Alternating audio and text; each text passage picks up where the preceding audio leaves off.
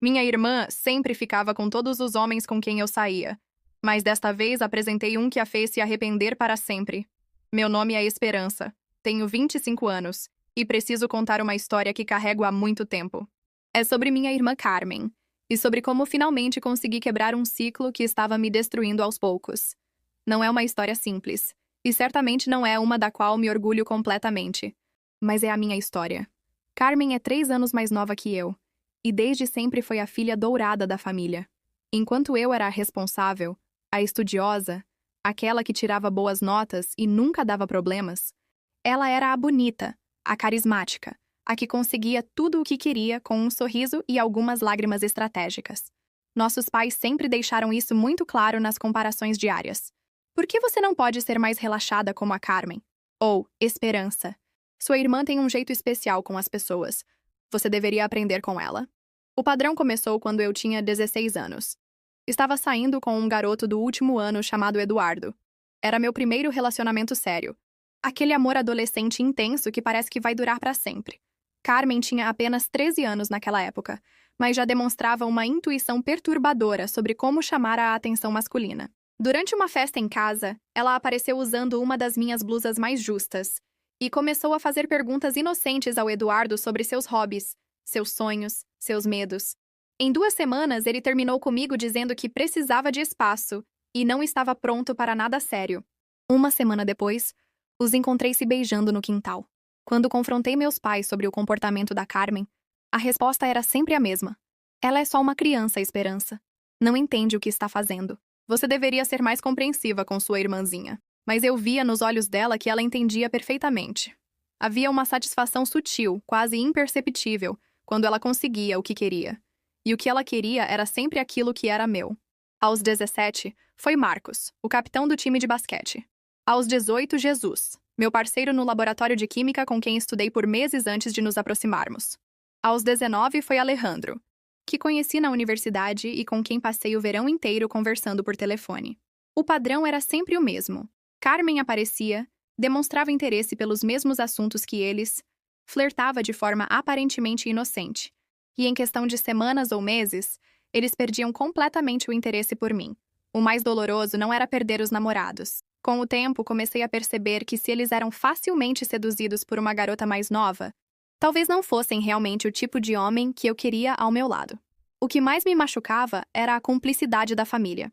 Carmen nunca era responsabilizada por suas ações. Era sempre só uma coincidência. Ou, ela não fez nada de errado. Os garotos mudaram de ideia sozinhos.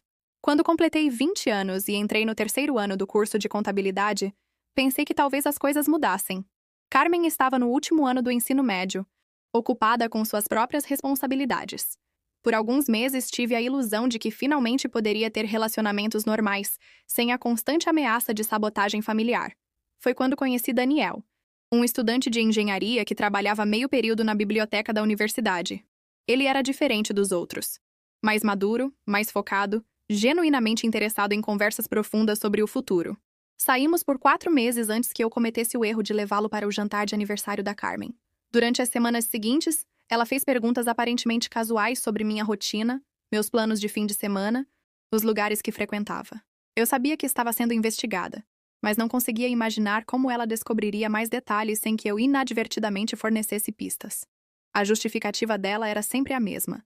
Entregue com aquele sorriso doce que usava desde criança. Não é culpa minha se eles preferem alguém mais jovem e interessante, Espe.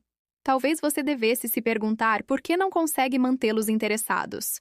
E quando eu tentava argumentar ou mostrar minha indignação, ela acrescentava: além disso, só estou mostrando a verdade sobre eles. Se realmente te amassem, não seriam tão fáceis de conquistar, não acha? Foi assim que passei meus 20 e poucos anos, sempre olhando por cima do ombro, sempre esperando que a próxima pessoa que me interessasse fosse eventualmente seduzida por minha irmã mais nova. Comecei a desenvolver um tipo estranho de paranoia romântica, analisando cada interação, cada olhar trocado, cada conversa prolongada como possíveis sinais de que a traição familiar estava começando novamente. Os primeiros casos de traição começaram quando eu tinha 16 anos no ensino médio, e Carmen apenas 13 anos. Mas evoluíram para táticas mais calculadas conforme ela cresceu e se tornou uma jovem adulta mimada. Carmen usava birras dramáticas e manipulação emocional para conquistar os namorados da Esperança, sempre sendo defendida pelos pais como apenas uma criança que não entende. No ensino médio, suas táticas eram mais diretas. Ela simplesmente aparecia onde estavam meus namorados, se fazia de perdida ou confusa, e pedia ajuda com a lição de casa ou conselhos sobre problemas de adolescente. Tinha um talento natural para parecer vulnerável e precisando de proteção, o que despertava o instinto protetor dos garotos. Na universidade, suas estratégias se tornaram mais sofisticadas. Ela investigava os interesses dos meus namorados nas redes sociais e depois casualmente mencionava que também adorava bandas obscuras ou filmes independentes que eles tinham postado. Desenvolvia opiniões detalhadas sobre assuntos dos quais nunca havia demonstrado interesse antes, só para ter conversas profundas com eles. Depois de várias traições ao longo dos anos, Carmen justificou suas ações com um ar de superioridade, dizendo que estava mostrando à Esperança que os homens sempre preferem alguém mais jovem e bonita. A família, especialmente os pais, sempre protegia a filha mais nova e culpava a Esperança por ser ciumenta da irmãzinha e por não conseguir manter os namorados interessados. O que mais me doía era ver como meus pais reagiam. Quando tentava explicar o que estava acontecendo, sempre tinham uma desculpa pronta para a Carmen. Ela não fez de propósito. Você está exagerando. E irmãs sempre competem um pouquinho. Talvez você devesse ser menos possessiva. Era como se eu fosse a vilã da história por querer manter meus próprios relacionamentos seguros de sua interferência. Carmen, enquanto isso, florescia. Se formou no ensino médio como rainha do baile, entrou na universidade com uma bolsa parcial por mérito acadêmico e continuou colecionando admiradores como troféus. Sempre teve namorados, mas nenhum relacionamento durava mais que alguns meses. Quando eu perguntava por quê, ela dizia que ainda estava muito jovem para se amarrar a uma só pessoa. Aos 24 anos, depois de me formar e conseguir um emprego em um escritório de contabilidade respeitável, decidi que talvez fosse hora de tentar uma abordagem diferente. Se não conseguia proteger meus relacionamentos da Carmen, talvez pudesse pelo menos escolher homens que fossem imunes ao seu charme. Homens mais velhos, mais maduros, com experiência suficiente para não cair em jogos adolescentes. Esse pensamento me levou até Justino. E Justino me levou ao pior erro da minha vida adulta até aquele momento. Justino tinha 28 anos, trabalhava como supervisor em uma empresa de logística e parecia ter a estabilidade emocional que eu tanto procurava. O conheci através de um aplicativo de relacionamentos, e nossos primeiros encontros foram tudo o que esperava. Conversas maduras sobre planos futuros, interesses compartilhados em livros e filmes, e uma química física que se desenvolvia lentamente, sem pressa. Por 6 meses, consegui manter Justino completamente separado da minha família. Inventei desculpas criativas para todos os eventos familiares.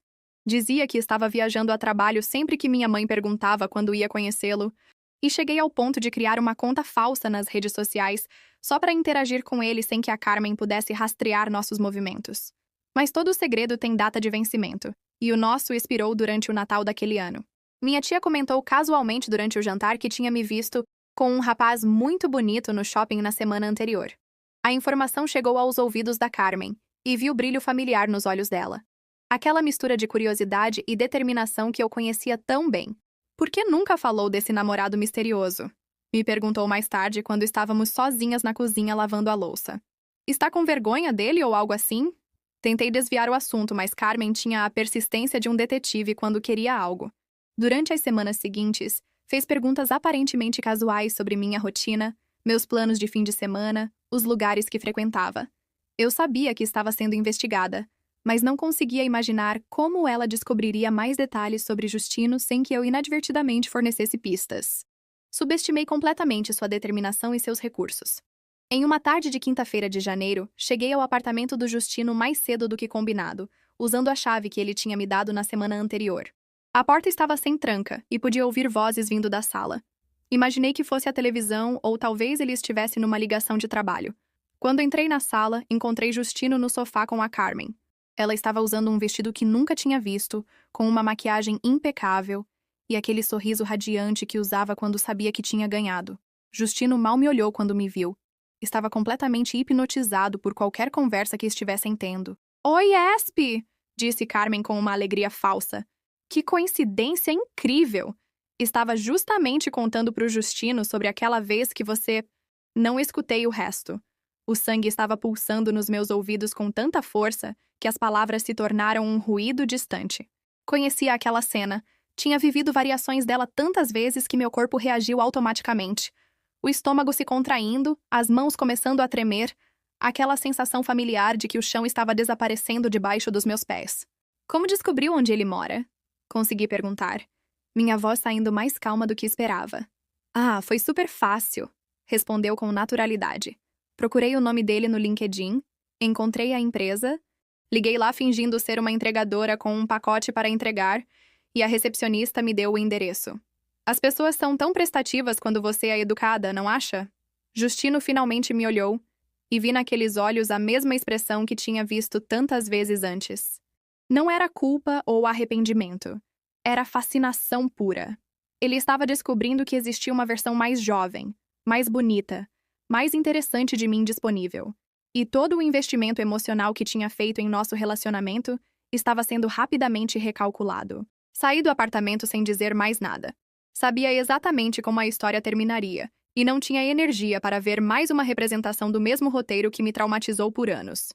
Justino me ligou algumas horas depois com uma desculpa elaborada sobre precisar de tempo para pensar sobre o que realmente queria da vida. 2 semanas depois, vi fotos dos dois juntos no Instagram da Carmen. Ela tinha mudado seu perfil para público especificamente para que eu visse. Na descrição, escreveu: às vezes o amor aparece quando menos esperamos. O relacionamento mais sério da Esperança, de 2 anos e meio com Justino, com quem estava planejando morar junto, foi destruído quando Carmen seduziu Justino durante a festa de Ano Novo da família. A traição aconteceu no quarto da Carmen, e Esperança os descobriu quando foi avisar que os pais estavam chegando em casa. Era véspera de Ano Novo, e como sempre, nossa família se reuniu na casa dos meus pais para uma celebração tradicional. Desta vez, tinha decidido apresentar Justino oficialmente a todos. Depois de 2 anos e meio juntos, parecia ridículo continuar mantendo-o escondido. Estávamos fazendo planos sérios, tínhamos conversado sobre morar juntos, sobre nossos objetivos de carreira, sobre a possibilidade de nos casarmos no futuro. Justino se encaixou perfeitamente na dinâmica familiar durante o jantar. Conversou sobre esportes com meu pai, elogiou a comida da minha mãe, e foi educado, mas não excessivamente atencioso com a Carmen. Por algumas horas, pensei que talvez ela finalmente tivesse amadurecido o suficiente para respeitar meus relacionamentos. Que inocente eu era. Por volta das 11 da noite, as pessoas começaram a se preparar para a contagem regressiva. Eu estava na cozinha ajudando minha mãe com a louça quando percebi que não via Justino há um tempo. Procurei pela casa e não o encontrei na sala, na varanda ou no escritório do meu pai. Subi as escadas para verificar se estava no banheiro, mas o corredor estava silencioso. Foi quando ouvi vozes baixas vindo do quarto da Carmen. A porta estava entreaberta e, quando me aproximei, pude ver Justino sentado na beira da cama dela, com Carmen em pé bem perto dele, falando baixinho sobre algo que não consegui distinguir. Não era a posição em si que me alarmou. Era a linguagem corporal. A forma como ela se inclinava para ele, como ele a olhava de baixo para cima com aquela expressão hipnotizada que eu conhecia tão bem. Era a forma como pareciam completamente absortos um no outro, como se o resto do mundo não existisse. Bati na porta e entrei. Os fogos de artifício vão começar em alguns minutos, disse, tentando manter a voz neutra. Vem assistir? Carmen se afastou do Justino com aquele sorriso inocente que usava desde criança. Claro! Justino estava me contando sobre o trabalho dele. É tão interessante! Justino se levantou rapidamente, parecendo ligeiramente perturbado por ter sido descoberto. Desculpa, Espe. Carmen estava me mostrando os livros dela. Não sabia que vocês tinham gostos tão parecidos em literatura. Literatura. Carmen, que eu sabia que não lia nada além de revistas de fofoca e posts no Instagram. Descemos todos juntos para ver os fogos de artifício, mas algo tinha mudado. Durante a contagem regressiva, Justino estava ao meu lado, mas sua atenção claramente estava em outro lugar. Beijou meus lábios à meia-noite, mas seus olhos procuraram Carmen por cima do meu ombro imediatamente depois. Nos dias que se seguiram, a mudança ficou mais óbvia. Justino começou a fazer perguntas casuais sobre a Carmen, o que ela estudava, quais eram seus planos para o futuro, se estava namorando alguém. Quando eu tentava mudar de assunto, ele parecia decepcionado. 2 semanas depois do Ano Novo, Justino terminou comigo. Não com uma traição dramática como eu esperava, mas com aquela conversa dolorosamente familiar sobre precisar de espaço e repensar prioridades. 3 dias depois, Carmen postou uma foto dos dois num café, com a descrição: "Novas amizades podem se transformar em algo especial." Depois do episódio com Justino, passei 3 meses numa espécie de hibernação emocional. Me focava no trabalho, ia à academia, assistia séries na Netflix e evitava qualquer situação social que pudesse me levar a conhecer alguém interessante. Era mais seguro assim, mais previsível, menos doloroso. Mas aos 25 anos, a solidão começou a pesar mais que o medo da traição. Comecei a questionar se era justo deixar que a Carmen controlasse minha vida amorosa para sempre, se realmente ia permitir que me transformasse numa solteirona amargurada por medo do que poderia acontecer. Foi durante esses questionamentos internos que conheci Lucas. Ele estava na fila do café onde sempre comprava meu latte matinal antes do trabalho, discutindo educadamente com a barista sobre a diferença entre expresso e café americano. Usava óculos de armação escura, tinha cabelo castanho ligeiramente despenteado e carregava uma pasta de couro que definitivamente já tinha visto dias melhores. Quando chegou sua vez de pedir, pediu um café preto simples, sem frescuras, e riu de uma forma que me fez sorrir involuntariamente. Nossa primeira conversa aconteceu por acaso quando começou a chover forte e ficamos presos embaixo da marquise do café, esperando que passasse a tempestade. Ele comentou que tinha esquecido o guarda-chuva no carro. Eu disse que sempre carregava um extra na bolsa, e começamos a conversar sobre planejamento, previsão do tempo e como é impossível estar realmente preparado para tudo na vida. "Sou engenheiro de software", disse quando a conversa naturalmente chegou ao assunto trabalho. "Passo o dia inteiro tentando prever todos os problemas possíveis que um sistema pode ter, mas ainda assim esqueço de verificar a previsão do tempo antes de sair de casa." Havia algo reconfortante na maneira como ele falava, sem pressa, sem tentar impressionar, como se realmente estivesse interessado no que eu tinha a dizer. Quando contei que trabalhava como contadora, fez perguntas genuínas sobre meu dia a dia. Comentou que sempre admirou pessoas que conseguem manter tudo organizado e em ordem. Quando a chuva finalmente parou, me perguntou se eu gostaria de tomar um café de verdade algum dia, num lugar onde possamos sentar e conversar sem precisar de uma tempestade como desculpa. Aceitei, mas imediatamente senti aquela familiar pontada de ansiedade.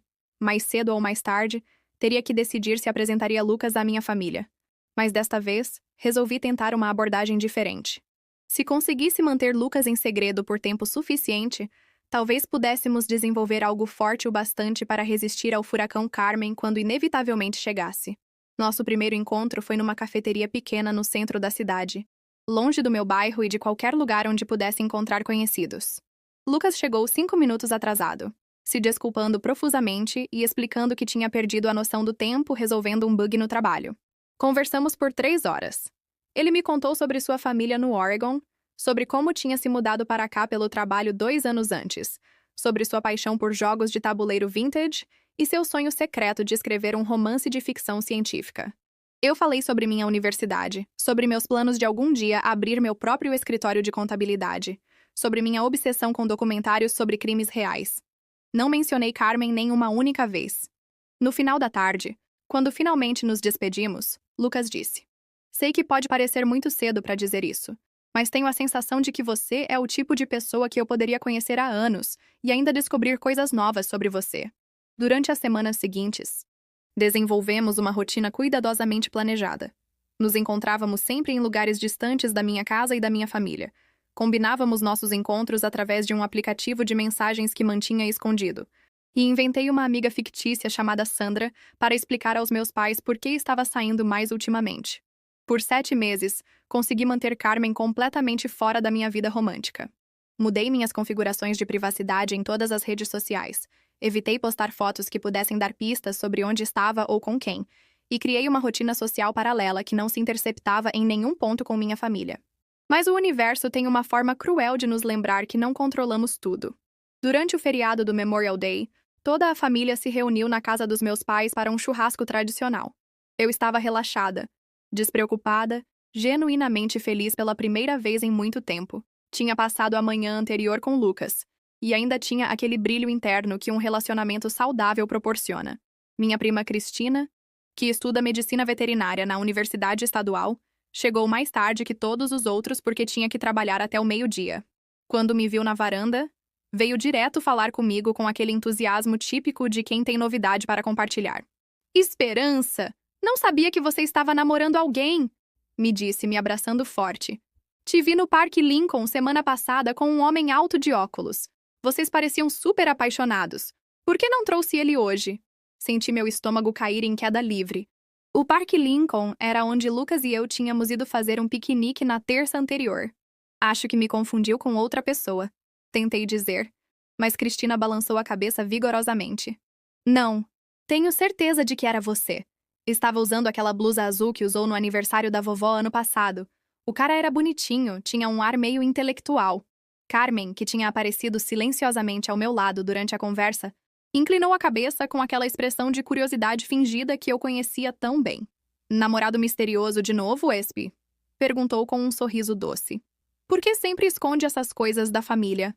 Carmen imediatamente começou a investigar através das redes sociais e rastrear Lucas através de amigos em comum. Esperança os encontrou juntos no apartamento de Lucas numa tarde de quinta-feira. Carmen mostrou total falta de remorso e ainda riu cruelmente, dizendo que sempre consegue o que quer, enquanto Lucas se mostrou completamente indiferente aos sentimentos de Esperança. Na segunda-feira seguinte ao Memorial Day, postei uma foto no Instagram. Apenas uma xícara de café numa mesa, nada que pudesse revelar localização ou companhia. Mas dentro de 2 horas, Carmen tinha curtido a foto e comentado: "Esse café parece delicioso! Onde é? Sempre estou procurando lugares novos para experimentar."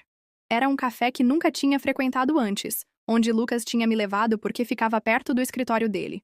Postei a foto sem pensar, esquecendo momentaneamente que agora precisava ser cuidadosa com cada detalhe que compartilhava online. Durante a semana seguinte, fiz o possível para alertar Lucas sem soar paranoica. Disse que talvez fosse melhor nos encontrarmos em lugares diferentes por um tempo, que minha família estava sendo meio intrometida ultimamente, e que preferia manter nosso relacionamento privado por enquanto. Não é que eu tenha pressa, disse durante um jantar num restaurante tailandês do outro lado da cidade. Mas às vezes sinto que você está fugindo de alguma coisa. Se há algo que não quer me contar ainda, tudo bem. Mas gostaria de saber que eventualmente poderemos ser mais abertos sobre o que temos. Como poderia explicar que não estava fugindo dele, mas o protegendo? Como poderia contar sobre minha irmã sem soar como uma pessoa amargurada e paranoica? Na quinta-feira daquela semana, decidi dar um passo corajoso. Talvez fosse hora de confiar que Lucas e eu tínhamos construído algo forte o suficiente para sobreviver ao furacão Carmen. Combinei de me encontrar com Lucas no apartamento dele depois do trabalho. Planejava contar tudo sobre Carmen, sobre meu histórico de relacionamentos sabotados, sobre por que tinha sido tão cautelosa. Cheguei ao prédio dele às 5:30 da tarde, usando a chave que ele tinha me dado 2 meses antes. A porta do apartamento estava sem tranca, o que era incomum. Entrei devagar, gritando o nome dele, pensando que talvez estivesse no banheiro ou falando ao telefone. Ouvi vozes vindo da sala. Vozes. Plural. Reconheci a risada do Lucas, aquela risada genuína que tinha aprendido a amar. E reconheci a outra risada também, embora meu cérebro se recusasse a processar o que estava ouvindo até que cheguei à porta da sala e vi com meus próprios olhos. Carmen estava sentada no sofá dele, usando um vestido que nunca tinha visto, com uma postura que indicava que não tinha acabado de chegar. Havia 2 xícaras de café na mesa de centro, ambas parcialmente vazias. Lucas estava recostado na poltrona favorita dele, completamente relaxado com aquela expressão de fascinação que eu tinha visto tantas vezes antes. Quando me viram, Carmen sorriu com aquela alegria falsa familiar. "Oi, Espi! Que surpresa incrível!" disse se levantando graciosamente. "Estava justamente contando pro Lucas sobre aquela vez que você salvou aquele gato na árvore quando éramos crianças." Lucas me olhou com uma expressão que misturava confusão e curiosidade. "Nunca me contou que tinha uma irmã", disse. E havia algo diferente no tom da voz dele. "Carmen é incrível." Estávamos tendo a conversa mais interessante. "Como me encontrou?" perguntei a Carmen, minha voz saindo surpreendentemente calma. "Ah, foi mais fácil do que pensei", respondeu com naturalidade. "Lembra daquela foto do café que você postou? Fui lá alguns dias seguidos, até que vi vocês 2 juntos. Aí foi só seguir vocês até aqui e anotar o endereço. Hoje voltei e disse pro porteiro que era sua irmã e que você tinha esquecido algo importante aqui. Foi super gentil e me deixou subir. Riu daquela forma cruel que eu conhecia tão bem. Sempre consigo o que quero, Espi. Você deveria saber disso." Lucas olhava entre nós duas com uma expressão confusa, mas podia ver que já estava fisgado. O mesmo brilho nos olhos, a mesma postura inclinada para ela, a mesma expressão de fascinação que eu tinha visto dezenas de vezes antes. "Acho melhor você ir, Carmen", disse, tentando manter a voz firme. Por que a pressa? Respondeu, pegando a bolsa lentamente. Lucas e eu estávamos nos conhecendo tão bem, né, Lucas? Ele assentiu, claramente ainda sob o efeito do charme dela. Ela é realmente especial, Esp. Por que nunca falou dela? Porque sabia exatamente o que aconteceria, pensei. Porque sabia que este momento chegaria, como sempre chegava. Carmen se despediu com um beijo no rosto do Lucas que durou alguns segundos a mais do que necessário, e sussurrou algo no ouvido dele que o fez sorrir. Quando finalmente foi embora, Lucas se virou para mim com aquela expressão que eu sabia que significava o fim de mais um relacionamento. Por que nunca me contou sobre sua irmã? Perguntou, e eu sabia que já não importava a minha resposta. Lucas terminou comigo 3 dias depois daquele encontro. Não teve nem a decência de inventar uma desculpa elaborada. Apenas disse que sentia uma conexão especial com Carmen e que não seria justo continuar nosso relacionamento sabendo disso. Quando perguntei se os 7 meses que passamos juntos não significavam nada, respondeu que às vezes a pessoa certa aparece quando menos esperamos. A pessoa certa. Como se Carmen fosse algum tipo de alma gêmea que ele tinha encontrado por acaso e não uma predadora calculista que me tinha rastreado especificamente para destruir mais um relacionamento. Naquela noite, sozinha no meu apartamento, finalmente admiti uma verdade que tinha evitado por anos. Odiava minha irmã. Não eram ciúmes. Não era inveja. Não era competição saudável entre irmãs. Era ódio puro e cristalino por alguém que tinha passado quase uma década sistematicamente destruindo minha capacidade de confiar em relacionamentos, de acreditar que poderia ser amada, de imaginar um futuro onde não precisasse esconder cada pessoa importante na minha vida. E pela primeira vez comecei a me perguntar: e se, em vez de sempre fugir, finalmente desse a Carmen exatamente aquilo que ela queria? Consumida pela raiva e cansada de ser sempre a vítima da irmã mimada, Esperança decidiu que era hora de dar a Carmen exatamente o que desejava, um homem irresistível que lhe ensinaria uma lição.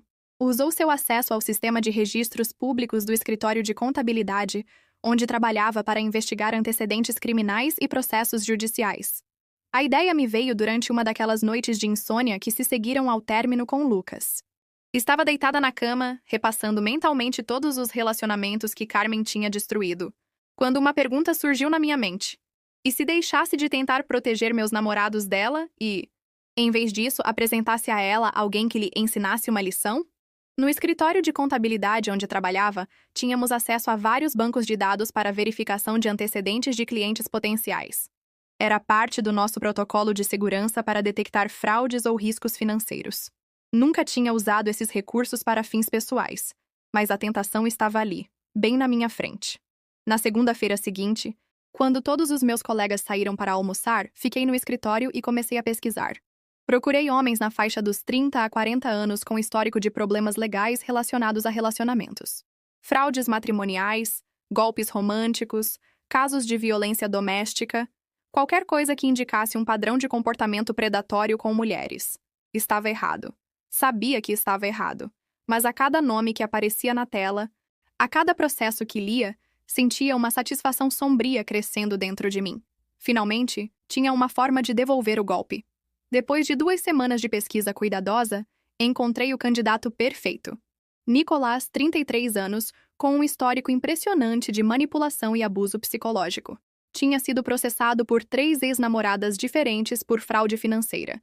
Tinha uma acusação de agressão que foi retirada por falta de provas, o que geralmente significava que a vítima foi convencida a não testemunhar. E atualmente enfrentava um processo civil por um esquema de investimentos falsos que tinha custado a várias pessoas suas economias de aposentadoria. O mais interessante sobre Nicholas era que ele era incrivelmente charmoso. Suas fotos online mostravam um homem atraente, bem vestido, com aquele sorriso confiante que poderia facilmente ser confundido com charme genuíno por alguém que não soubesse de seu histórico. Frequentava eventos sociais de profissionais, sempre se apresentava como um consultor de investimentos bem-sucedido e tinha um talento especial para identificar mulheres vulneráveis com dinheiro. Em outras palavras, era perfeito para Carmen. Durante as semanas seguintes, estudei Nicholas como se fosse um projeto de trabalho. Descobri onde ele morava, um apartamento luxuoso em Chicago que claramente custava mais do que seus negócios legítimos poderiam sustentar. Onde gostava de comer, restaurantes caros onde poderia acidentalmente encontrar potenciais vítimas. E quais eram seus hobbies? golfe, vinhos caros e qualquer atividade que o colocasse em contato com pessoas que tinham dinheiro para perder. Esperança encontrou Nicolás, um homem de 33 anos com histórico de abuso psicológico e financeiro contra ex-parceiras, atualmente enfrentando múltiplos processos por fraude em investimentos. Se aproximou dele num café frequentado por profissionais, fingindo ser uma consultora financeira bem-sucedida em busca de oportunidades. O primeiro passo era me aproximar de Nicolás e estabelecer um relacionamento convincente. Isso requeria uma atuação cuidadosa. Precisava parecer interessante o suficiente para chamá-lo de volta quando fosse necessário, mas não tão interessante a ponto de me tornar uma vítima real. Escolhi um café frequentado por profissionais no centro financeiro da cidade, um lugar onde Nicolás aparecia regularmente nas quintas de manhã. Me vesti com meu melhor terno de trabalho, carreguei uma pasta de couro cara que tinha comprado especificamente para a ocasião e me posicionei estrategicamente numa mesa onde ele não poderia deixar de me notar. Quando Nicolás entrou, eu estava falando ao telefone sobre um grande negócio que estava quase fechando. Usei termos financeiros que tinha aprendido no trabalho, mencionei valores impressionantes e falei com o tipo de confiança que alguém como ele acharia irresistível. Como esperava, ele se aproximou quando terminei a ligação fictícia.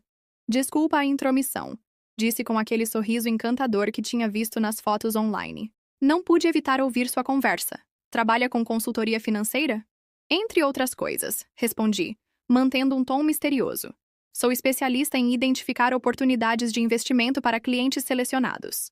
Passamos 1 hora conversando sobre negócios.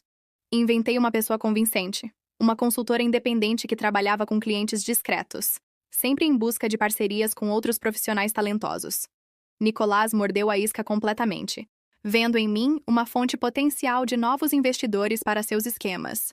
No final da conversa, trocamos números e acordamos um jantar para discutir oportunidades de negócio. Ele sugeriu um restaurante caro, claramente tentando me impressionar, e aceitei graciosamente. Durante as 2 semanas seguintes, construí cuidadosamente minha fachada. Criei uma presença online convincente para minha persona fictícia. Abri uma conta bancária com algum dinheiro para dar credibilidade aos meus investimentos. E até aluguei um escritório virtual para ter um endereço comercial impressionante. Nicolás estava claramente interessado, não em mim romanticamente, mas no potencial financeiro que eu representava. Isso era perfeito. Precisava que ele estivesse envolvido o suficiente em nossa sociedade para aceitar conhecer minha família quando chegasse a hora. Durante nosso terceiro encontro, mencionei casualmente que tinha uma irmã mais nova. É linda, disse mostrando uma foto recente da Carmen que tinha tirado das redes sociais dela. E inteligente. Está terminando a faculdade. Tem muito potencial. Vi o interesse imediato nos olhos do Nicolás. Não era romantismo. Era avaliação. Ele estava categorizando Carmen como uma potencial marca, alguém jovem e possivelmente ingênua o suficiente para ser facilmente manipulada. Parece encantadora, disse, estudando a foto com mais atenção do que seria apropriado. Vocês são próximas? Muito, menti. Na verdade, ela sempre me pede para apresentar homens interessantes. Acho que se cansou dos garotos da faculdade. A semente estava plantada. Agora só precisava esperar o momento certo para organizar o encontro. O momento perfeito chegou quando minha mãe me ligou para me convidar para o jantar de aniversário de 23 anos da Carmen. Seria tão bom se você trouxesse alguém especial desta vez, disse com aquela esperança maternal familiar. Carmen sempre traz namorados para as festas da família, e você sempre vem sozinha. Era a oportunidade que estava esperando. Na verdade, disse a minha mãe, tenho saído com alguém, Nicolás. É consultor de investimentos, muito bem-sucedido. Talvez seja a hora de vocês o conhecerem. Minha mãe ficou radiante. Finalmente, sua filha problemática tinha conseguido um homem que parecia digno de apresentar à família. Durante os dias anteriores ao jantar, preparei Nicolás cuidadosamente. Contei sobre minha família maravilhosa, sobre como todos eram próximos e solidários, e especialmente sobre minha irmãzinha adorável, que estava ansiosa para conhecer alguém maduro e estabelecido. Ela é exatamente o tipo de pessoa que você adoraria, disse durante nosso último encontro antes do jantar. Inteligente, ambiciosa, mas ainda com aquela inocência juvenil que é tão rara hoje em dia. Nicolás sorriu daquela forma que tinha aprendido a reconhecer. Era o sorriso de um predador que acabava de identificar uma presa potencial. Mal posso esperar para conhecê-la, disse. E eu mal podia esperar para ver o que aconteceria quando duas pessoas acostumadas a serem os predadores em qualquer situação finalmente se encontrassem. Durante o jantar de aniversário de 23 anos da Carmen, Esperança chegou com Nicolás e representou o papel de namorada completamente apaixonada. Ele ignorou propositalmente todas as tentativas de flerte da Carmen durante a noite, focando apenas na Esperança. Isso despertou a fúria competitiva da Carmen, que intensificou seus esforços de sedução nas semanas seguintes, determinada a ganhar mais uma vez. O jantar de aniversário da Carmen aconteceu no restaurante favorito da família, um lugar elegante, mas não ostentoso, onde celebrávamos todas as ocasiões especiais. Cheguei com Nicolás pontualmente às 7, e pude ver imediatamente o impacto que ele causou na minha família. Nicolás tinha se vestido perfeitamente para a ocasião. Terno escuro bem cortado, gravata discreta, e aquele ar de confiança que transmitia sucesso sem parecer arrogante. Cumprimentou meus pais com a quantidade exata de respeito e cordialidade. Trouxe flores para minha mãe e um vinho caro para meu pai. E fez todos os comentários apropriados sobre o restaurante e a ocasião. Mas o mais importante era como se comportava comigo.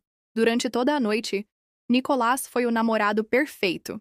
Atencioso, carinhoso, claramente dedicado. Afastava minha cadeira, perguntava se eu estava confortável, fazia comentários sobre como eu estava bonita e me incluía em todas as conversas como se minha opinião fosse a mais importante da mesa. Era uma atuação magistral, e eu sabia que era exatamente isso, uma atuação. Mas para minha família, que tinha passado anos me vendo chegar sozinha a eventos sociais ou tendo meus namorados roubados pela Carmen, me ver com um homem que claramente me priorizava era uma revelação. Carmen chegou 15 minutos atrasada, fazendo sua entrada dramática tradicional. Estava deslumbrante, usando um vestido que realçava todos os seus melhores atributos. Com a maquiagem impecável e aquela energia radiante que sempre chamava a atenção de todos na sala. Mas desta vez, quando fez sua atuação de charme para Nicolás, algo diferente aconteceu. Ele foi educado, mas claramente não interessado. Quando ela tentou puxar conversa sobre seus estudos, ele respondeu brevemente e direcionou a atenção de volta para mim. Quando ela fez piadas, ele sorriu educadamente, mas riu genuinamente só das minhas. Quando ela tentou tocar casualmente o braço dele durante a conversa, ele se afastou sutilmente e pegou minha mão. Pude ver a confusão crescendo nos olhos da Carmen conforme a noite progrediu. Não estava acostumada a ser ignorada, especialmente por homens que estavam com outras mulheres. Sua frustração ficou mais óbvia quando percebeu que suas táticas usuais não estavam funcionando. Nicolás, disse durante a sobremesa, se inclinando para ele com aquele sorriso que sempre funcionava. Esperança me contou que você trabalha com investimentos. Deve ser fascinante. Adoraria saber mais sobre o que você faz. É um trabalho como qualquer outro, respondeu sem entusiasmo, beijando minha mão. Prefiro não falar de trabalho durante momentos especiais como este. Hoje é sobre celebrar sua irmã incrível. A expressão no rosto da Carmen não tinha preço. Pela primeira vez na vida, estava sendo publicamente rejeitada por um homem que claramente preferia minha companhia à dela. No final da noite, quando nos despedíamos, Nicolás foi cordial, mas distante com Carmen. A cumprimentou educadamente pelo aniversário, mas não demonstrou nenhum interesse em vê-la novamente ou em manter contato. Foi um prazer conhecer a família da Esperança, disse aos meus pais. Especialmente alguém tão especial como ela, merece uma família maravilhosa. Saímos de mãos dadas, deixando para trás uma Carmen visivelmente perturbada pela primeira vez que eu conseguia me lembrar. Durante as semanas seguintes, Carmen fez exatamente o que esperava que fizesse. Começou a me fazer perguntas sobre Nicolás, onde ele morava, onde trabalhava, quais eram seus hobbies. Começou a aparecer em lugares onde eu normalmente ia, claramente esperando me encontrar e ter outra oportunidade de impressioná-lo. Alimentei sua obsessão cuidadosamente. Mencionava casualmente que Nicolás gostava de arte contemporânea, e na semana seguinte ela postava fotos de si mesma em museus. Comentava que ele apreciava vinhos, e ela começou a frequentar degustações. Dizia que era um homem que valorizava inteligência e ambição nas mulheres, e ela começou a postar sobre seus estudos e planos de carreira com uma frequência que nunca tinha demonstrado antes. Ele parece realmente especial, disse durante um almoço familiar 2 semanas depois do aniversário. Vocês dois parecem muito felizes juntos. Havia algo forçado na forma como disse isso, como se as palavras deixassem um gosto amargo na boca. Somos muito felizes, respondi, sorrindo de uma forma que sabia que a irritaria. Nicolás diz que nunca conheceu ninguém como eu. O plano estava funcionando perfeitamente. Pela primeira vez na vida, Carmen queria algo que não podia ter simplesmente por ser mais jovem e bonita. Nicolás tinha resistido ao charme dela, e isso só a fazia desejá-lo mais. Depois de 6 semanas de perseguição, Carmen finalmente conseguiu seduzir Nicolás e se mudou para o apartamento luxuoso dele em Chicago. Começou a enfrentar problemas quando advogados representando suas ex-vítimas a contataram, acreditando que ela era sua nova sócia de negócios. Carmen investiu seus 38 mil reais de economia, dinheiro que os pais sempre lhe davam, no fundo de investimento de Nicolás. A perseguição da Carmen se tornou mais intensa conforme as semanas passavam. Começou a aparecer nos lugares onde Nicolás e eu nos encontrávamos, sempre com alguma desculpa. Estava na área visitando uma amiga. Havia uma loja que queria conhecer. Tinha um compromisso que, coincidentemente, era perto. Nicolás, seguindo meu roteiro perfeitamente, continuava sendo educado, mas claramente desinteressado. Nunca dava o tipo de atenção que ela estava acostumada a receber. Nunca demonstrava fascinação por sua beleza ou charme, e sempre redirecionava qualquer conversa de volta para mim. Isso estava deixando Carmen louca. Durante um jantar familiar no final de outubro, ela finalmente explodiu. Não entendo, disse claramente frustrada. Por que o Nicolás é tão diferente? A maioria dos homens? Parou, percebendo que estava prestes a admitir sua estratégia usual. A maioria dos homens o quê? Perguntei inocentemente. Nada, respondeu rapidamente. É só que ele parece muito focado em você. Talvez seja porque finalmente encontrou alguém que vale a pena focar, disse minha mãe, me sorrindo de uma forma que fez Carmen apertar os punhos debaixo da mesa. Foi nesse momento que percebi que meu plano estava funcionando melhor do que poderia ter esperado. Carmen não estava apenas frustrada por não conseguir seduzir Nicolás, estava genuinamente confusa sobre por que suas táticas habituais não estavam funcionando. No início de novembro, organizei o momento que mudaria tudo. Acordei com Nicolás que teríamos uma briga pública. Nada muito dramático, apenas o suficiente para que Carmen percebesse que havia uma oportunidade. Escolhemos um café frequentado por pessoas que conheciam minha família, um lugar onde sabia que a notícia chegaria rapidamente aos ouvidos da Carmen. Nicolás e eu representamos uma discussão sobre diferenças irreconciliáveis e precisar de tempo para pensar. Como planejamos, Carmen soube da nossa separação dentro de 24 horas. E, como esperava, imediatamente viu isso como sua oportunidade de finalmente conseguir o que tinha estado perseguindo por meses. Apareceu no apartamento do Nicolás 3 dias depois da nossa briga, ostensivamente para ver como ele estava lidando com tudo, e para oferecer uma perspectiva sobre seu relacionamento com a Esperança. Nicolás me ligou naquela noite para contar que ela tinha passado 3 horas no apartamento dele, oferecendo um ombro amigo, consolando-o pela perda do nosso relacionamento e deixando claro que estava disponível se ele precisasse de companhia durante esse período difícil. É exatamente como você disse que seria, disse, e podia ouvir a diversão na voz dele. Calculista, manipuladora, mas convencida de que é irresistível. E fez o que combinamos? Perguntei.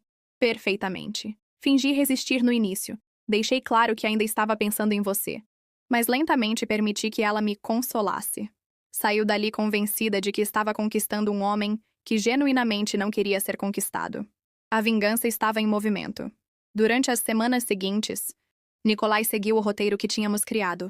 Permitiu que Carmen o seduzisse gradualmente, sempre fingindo relutância. Sempre parecendo um homem que estava sendo conquistado contra sua própria vontade. Para Carmen, que estava acostumada a homens que caíam facilmente em seus encantos, essa resistência só a fazia mais determinada. Começou a gastar dinheiro tentando impressioná-lo. Roupas caras, presentes, jantares em restaurantes elegantes que ela pagava. Pela primeira vez na vida, Carmen estava investindo financeiramente num relacionamento, em vez de ser cortejada. No Natal, estavam oficialmente namorando. Carmen trouxe Nicolás para o jantar familiar como seu novo namorado, radiante de satisfação por ter finalmente ganhado mais uma vez. Mas desta vez, não sabia que tinha caminhado diretamente para uma armadilha. Em janeiro, Nicolás sugeriu que ela se mudasse para o apartamento dele em Chicago. Era um apartamento impressionante num bairro caro, e para Carmen, que sempre foi atraída por sinais externos de sucesso, era irresistível. O que ela não sabia era que Nicolás estava financiando esse estilo de vida com dinheiro roubado de suas vítimas anteriores, e que advogados representando essas vítimas já estavam seguindo seu rastro. 2 semanas depois que Carmen se mudou para o apartamento, recebeu a primeira ligação de um advogado procurando Nicolás sobre um caso de fraude em investimentos. quando disse que não sabia nada sobre os negócios dele.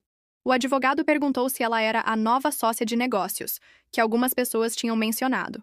Carmen ficou confusa, mas Nicolás rapidamente explicou que algumas pessoas ficavam invejosas do sucesso dele e tentavam criar problemas. Disse que era importante que ela não falasse com estranhos sobre sua vida privada. Foi então que começou a falar sobre uma oportunidade de investimento incrível que acabara de descobrir. Nicolás se tornou progressivamente mais controlador e manipulador, isolando Carmen de amigos e família. Durante uma discussão sobre dinheiro, empurrou Carmen, causando um hematoma no ombro esquerdo. Quando Carmen tentou ir embora, descobriu que ele tinha esvaziado todas as suas contas e cartões de crédito. O FBI invadiu o apartamento e prendeu Carmen como suspeita de participação no esquema de fraude em investimentos. A transformação de Nicolás de namorado atencioso para controlador manipulador aconteceu gradualmente. Exatamente como eu tinha previsto baseado no histórico que encontrei sobre ele. Carmen, que sempre tinha sido a predadora em seus relacionamentos, não reconheceu os sinais de que agora tinha se tornado a presa. Primeiro, começou a questionar seus planos e atividades. Por que precisa sair com suas amigas tão frequentemente? Perguntava. Prefiro quando somos só nós dois. Inicialmente, Carmen achou isso romântico. Finalmente, um homem que queria toda a atenção dela. Depois, começou a criticar sutilmente sua família. Sua irmã sempre pareceu meio ressentida, não acha? E seus pais claramente favorecem ela. Você merece coisa melhor que essa dinâmica tóxica. Como Carmen sempre teve um relacionamento complicado com a ideia de que eu pudesse ter alguma importância na família, absorveu facilmente essas sugestões. Em março, Carmen já estava completamente isolada. Tinha brigado com as amigas da faculdade por cancelar planos repetidamente para ficar com Nicolás. Tinha se distanciado da família porque Nicolás a convenceu de que não apoiavam verdadeiramente o relacionamento dela. Suas únicas interações sociais eram com Nicolás e, ocasionalmente, com os investidores que ele trazia para jantar no apartamento. Foi durante esse período que Nicolás apresentou sua oportunidade de investimento. Tinha descoberto um fundo exclusivo que estava oferecendo retornos garantidos de 30% em 6 meses. Era uma oportunidade única, disponível apenas para um círculo seleto de investidores, e ele tinha conseguido uma vaga para Carmen como um favor especial. É exatamente o tipo de investimento que vai garantir nosso futuro juntos, disse, beijando o pescoço dela enquanto mostrava documentos impressionantes com logos falsificados e projeções de lucro impossíveis. Imagina o que podemos fazer com esse retorno. Talvez até comprar nossa própria casa. Carmen tinha 38.000 Haira na conta poupança, dinheiro que nossos pais tinham dado ao longo dos anos para ajudar com os estudos, e que nunca tinha precisado usar porque sempre pagavam todas as despesas dela. Era seu fundo de emergência. Mas Nicolás a convenceu de que era realmente seu fundo de oportunidade. Dinheiro parado é dinheiro perdido, disse. E além disso, você confia em mim, né? Em abril, Carmen transferiu todas as suas economias para a conta do fundo de investimento de Nicolás. O que ela não sabia era que esse dinheiro ia diretamente para as contas pessoais dele, sendo usado para pagar suas despesas de estilo de vida e para financiar novos esquemas. Também foi em abril que o comportamento de Nicolás se tornou mais agressivo. Começou a gritar com ela por coisas pequenas, deixar pratos na pia, chegar 5 minutos atrasada de algum lugar, questionar suas decisões. Carmen, que nunca tinha experienciado esse tipo de tratamento, não sabia como reagir. Durante uma discussão sobre o investimento em maio, Carmen tinha perguntado quando poderia ver alguns retornos. Nicolás a empurrou contra a parede da cozinha. O impacto deixou um hematoma roxo no ombro esquerdo dela, e quando ela começou a chorar, ele alternadamente se desculpava profusamente e a culpava por provocá-lo. Você sabe que eu te amo, disse, abraçando-a enquanto ela ainda tremia. Mas às vezes você me frustra tanto. Estou trabalhando tão duro para garantir nosso futuro, e você me questiona como se não confiasse em mim. Foi a primeira vez que Carmen experienciou abuso físico, e ela não sabia como processar o que tinha acontecido. Ligou para minha mãe naquela noite, mas quando nossa mãe perguntou sobre sua voz trêmula, Carmen inventou uma desculpa sobre estar resfriada. Nicolás notou a ligação e não gostou. Por que está falando com sua família sem me contar? Perguntou. Pensei que tínhamos conversado sobre manter nossa privacidade. A partir desse momento, começou a monitorar mais de perto as comunicações dela. Em junho, quando Carmen tentou acessar sua conta bancária online, descobriu que não tinha mais acesso. Nicolás tinha mudado todas as senhas e se tornado o único signatário autorizado de todas as contas dela. Quando o confrontou, ele explicou que tinha consolidado as finanças deles para maior eficiência. Casais de verdade não escondem dinheiro um do outro, disse. Além disso, entendo de investimentos muito melhor que você. Estou protegendo nosso futuro. Foi quando Carmen finalmente tentou ir embora. Fez as malas numa manhã quando Nicolás tinha saído para uma reunião de negócios. Mas quando tentou usar o cartão de crédito para chamar um Uber, descobriu que a conta estava cancelada. Quando tentou acessar sua conta corrente por telefone, descobriu que Nicolás tinha esvaziado completamente todos os seus recursos financeiros. Não tinha dinheiro para transporte. Não tinha para onde ir. Tinha brigado com todas as amigas. E tinha muito medo de contar à família o que estava acontecendo. Como explicaria que tinha perdido 38 mil? Como admitiria que o homem que tinha conquistado de mim agora estava controlando cada aspecto da vida dela? Quando Nicolás chegou em casa naquela noite e viu as malas, sua raiva foi diferente de tudo que ela tinha experienciado antes. Não gritou. Falou baixinho, o que de alguma forma era ainda mais assustador. Realmente achou que podia simplesmente ir embora? Perguntou, bloqueando a porta. Depois de tudo que investi em você? Depois de todos os favores que fiz para você? Foi nesse momento que Carmen finalmente entendeu que não estava mais no controle da situação. A irmã mais nova foi condenada a 4 meses de prisão federal e 3 anos de liberdade condicional, saindo com antecedentes criminais e crédito completamente destruído. Se mudou para Austin, Texas, para tentar começar de novo trabalhando como recepcionista, longe da proteção dos pais pela primeira vez na vida. A protagonista fez terapia por 8 meses para lidar com a culpa de ter orquestrado a situação, mas finalmente sentiu que quebrou o ciclo de manipulação que dominava sua vida adulta. O FBI chegou numa manhã de julho. Carmen estava sozinha no apartamento quando ouviu batidas autoritárias na porta. Através do olho mágico, viu homens de terno com distintivos, e seu primeiro pensamento foi que algo tinha acontecido com Nicolás. Quando abriu a porta, se identificaram como agentes federais e disseram que tinham um mandado de busca e apreensão. "Onde está Nicolás?" perguntou o agente principal. "Saiu para uma reunião", respondeu Carmen genuinamente confusa. "O que está acontecendo?" Foi quando descobriu que Nicolás estava sendo investigado por múltiplos casos de fraude em investimentos, lavagem de dinheiro e abuso financeiro. O apartamento luxuoso onde moravam tinha sido comprado com dinheiro roubado de pelo menos 15 vítimas diferentes. Os investimentos que ele tinha promovido nunca existiram. E como ela estava morando com ele e tinha transferido dinheiro para as contas dele, o FBI a considerava uma possível cúmplice. Durante o interrogatório que se seguiu, Carmen tentou explicar que era uma vítima também, que não sabia nada sobre os esquemas de Nicolás. Mas os agentes tinham evidências de que ela tinha recebido dinheiro dele, tinha participado de jantares com outros investidores e tinha assinado documentos que a colocavam como beneficiária de algumas das contas fraudulentas. Nicolás tinha sido mais astuto do que eu imaginava. Tinha sistematicamente a implicado em seus crimes, usando a ingenuidade e ganância dela contra ela mesma. Carmen foi presa naquele dia e acusada como cúmplice num esquema de fraude federal. Passou 6 meses na cadeia esperando julgamento, tempo durante o qual finalmente compreendeu a extensão da manipulação que tinha sofrido. Nossos pais contrataram um advogado caro, mas as evidências eram esmagadoras.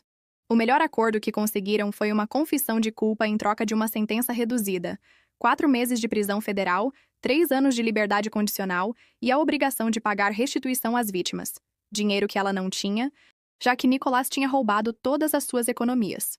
Quando Carmen saiu da prisão, era uma pessoa completamente diferente. A confiança arrogante tinha desaparecido, substituída por uma ansiedade constante e uma desconfiança profunda de qualquer um que se aproximasse dela. Seu histórico criminal significava que não conseguia emprego na sua área de estudos, e seu crédito estava completamente destruído. Se mudou para Austin, Texas, longe da família e das lembranças, e conseguiu um emprego como recepcionista numa clínica veterinária.